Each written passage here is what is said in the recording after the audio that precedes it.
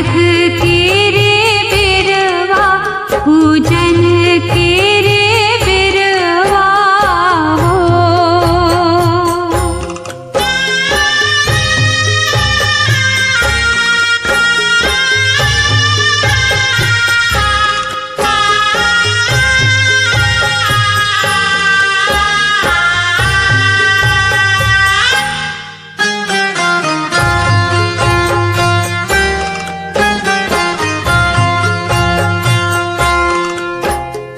बाँझिन पुकारे देव दुनु कर जोरवा अर्घ केरे बिरवा पूजन केरे बिरवा हो।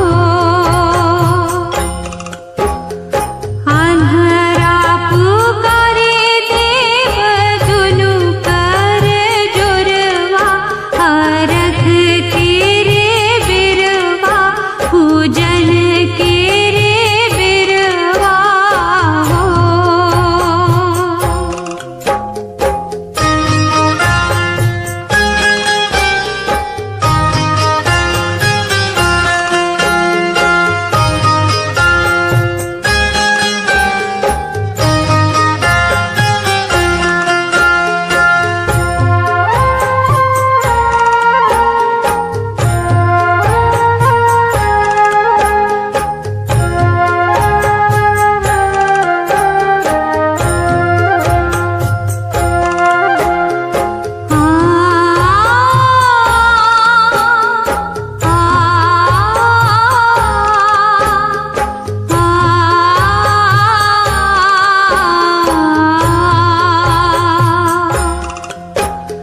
निरखन पुकारे देव दुनु कर जोरवा अर्घ केरे बिरवा पूजन केरे बिरवा हो।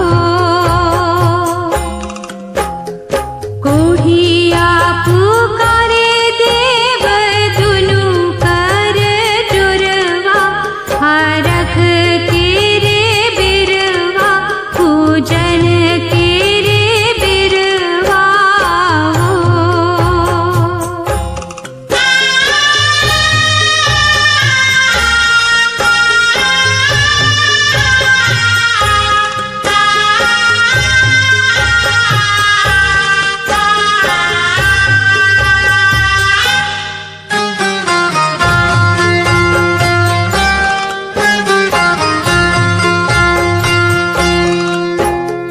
ला